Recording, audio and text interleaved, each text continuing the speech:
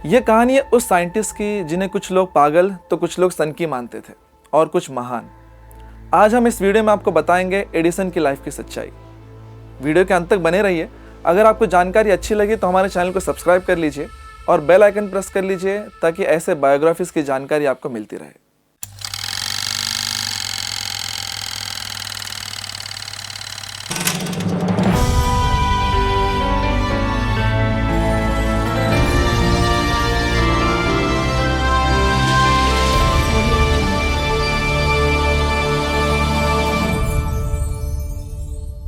Edison का जन्म 11 फरवरी 1847 को अमेरिका के ओहायो शहर में हुआ था।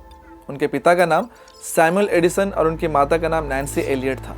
लेकिन क्या आपको पता है, बिजली का बल्ब, इलेक्ट्रिक मशीन, भाप से चलने वाली गाड़ी को बिजली से चलाने वाले, ग्रामाफोन जैसे आविष्कार करने वाले एडिसन को शारीरिक विकास में पीछे माना जाता था, क्योंकि एडिसन 4 साल की उम्र के बाद बोलना शुरू किए थे। उनके बड़े होने पर स्कूल और मोहल्ले से शिकायतें आने लगी।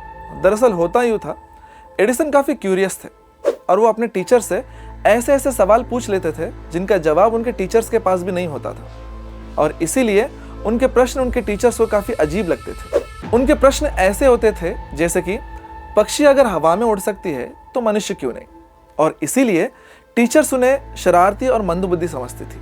वो बचपन से जिज्ञासु थे और हर चीज़ के पीछे छुपे हुए राज को जानने की कोशिश करते थे। वो जो कुछ भी जानते थे या सोचते थे उस विषय पर वो अपना प्रयोग शुरू कर देते थे, और इसी वजह से लोग उन्हें पागल या सनकी समझते थे। लेकिन वो लोगों की परवाह किए बगैर अपने प्रयोगों में जुटे रहते थे। और एक बार तो उनकी एक सोच ने लोगों को हैरान कर दिया। सभी को वास्तव में लगने लगा था कि वह पागल है और वो अपने पागलपन में कभी भी कुछ भी कर सकते हैं। हुआ यूँ था कि उन्होंने सोचा पक्षी उड़ते हैं क्योंकि वो कीड़े मकोड़े खाती है। उन्हें यह प्रयोग करना था और जानना था कि क्या यह सत्य है। इसीलिए वह सुबह सुबह पार्क में गए और वहां से ढेर सारे कीड़े मकोड़े पकड़कर एक जार में बंद कर ले आए और उन सभी कीड़ों को अपने दोस्त को खिला दिया और उनसे कहा कि अब तुम उड़ने लगोगी। मगर ऐसा हुआ नहीं। दोस्त तो हवा में उड़ी नहीं बल्कि बीमार पड़ गई। उसकी हालत और खराब हो गई। इस बात पर एडिसन की बहुत पिटाई हुई, लेकिन एडिसन तो एडिसन थे। उन्होंने अपना एक्सपेरिमेंट जारी रखा। एक दिन जब एडिसन स्कूल से घर आए, अपनी माँ को एक कागज़ देकर कहा कि यह टीचर ने दिया है। माँ ने जब वो कागज़ देखा तो वो एक लेटर था। उसे पढ़ने के बाद माँ की आंखों से आंसू आ गए। तब एडिसन ने पूछा कि माँ, इसमें क्या लिखा है? माँ ने कहा, इसमें लिखा है कि आपका बेटा बहुत होशियार है और किसी जीनियस से कम नहीं है, लेकिन हमारा स्कूल लो लेवल का है और हमारे टीचर्स भी इतने पढ़े नहीं हैं, इसलिए इसको हम नहीं पढ़ा सकते। इसे आप स्वयं शिक्षा दें। जिस समय एडिसन की आयु मात्र 9 वर्ष थी, तब उनकी माँ ने उन्हें विज्ञान की एक किताब दी थी जिसमें बताया गया था कि केमिस्ट्री के कुछ प्रयोगों को घर पर कैसे किया जाए। तो फिर होना क्या था, मात्र 10 वर्ष की उम्र में एडिसन ने अपनी पहली प्रयोगशाला अपने घर पर ही बना ली थी। लेकिन कुछ ही दिनों बाद उनकी माँ ने किसी बात से नाराज होकर उनका सारा सामान घर से बाहर फेंक दिया। इसके बाद अपनी नई प्रयोगशाला खोलने के लिए उन्हें पैसों की सख्त जरूरत थी, इसलिए एडिसन ने रेल यात्रियों को टिकट और अखबार बेचना शुरू कर दिया, और एडिसन ने रेल के एक खाली डिब्बे में अपनी प्रयोगशाला भी बना ली थी। उस समय एडिसन मात्र 12 वर्ष के थे। तब एक प्रयोग करते समय केमिकल नीचे गिर जाने के कारण ट्रेन के उस डिब्बे में आग लग गई। आग तो बुझा दी गई, लेकिन वहां के एक कर्मचारी ने गुस्सा होकर एडिसन के कान पर एक जोरदार तमाचा मार दिया और उन्हें गाड़ी से उतार दिया। उस एक तमाचे के कारण एडिसन की सुनने की क्षमता कम हो गई।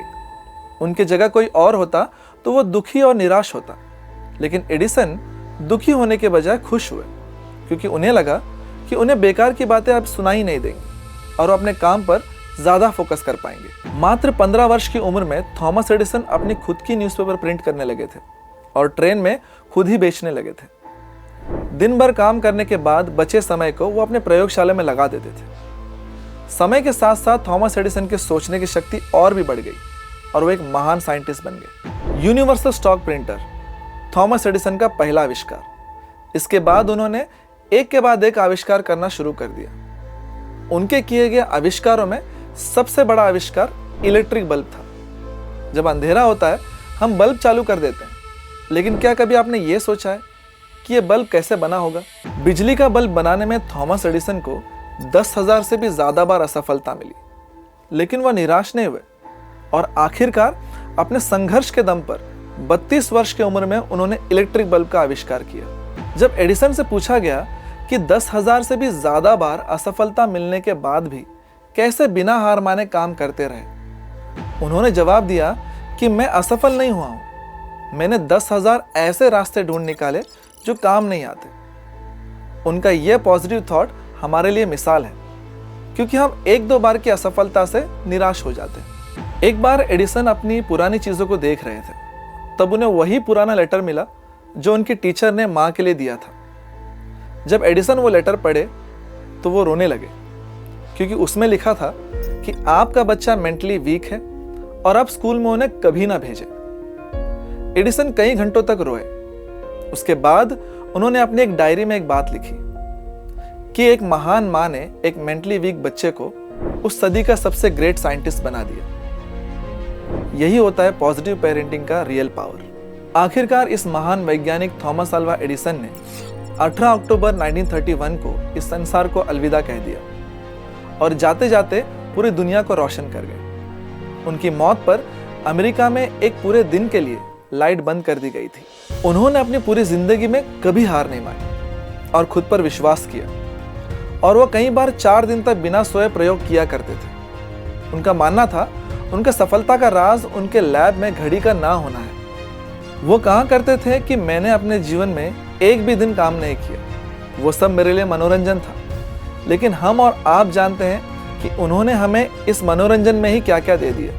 कहते हैं इतिहास वही बदलते हैं जिन्हें लोग पागल कहते हैं। वो ज़्यादा सोचते थे, इसलिए लोग उन्हें पागल कहते थे। वो किसी भी चीज़ को इतने गहराई से सोचते थे जितना किसी साधारण इंसान की बस की बात नहीं। एडिसन कहा करते थे, किसी व्यक्ति के महान होने में 1% इंस्पिरेशन और 99% हार्डवर्क होता है। इसी थॉट के साथ हमारा ये वीडियो समाप्त होता है। धन्यवाद।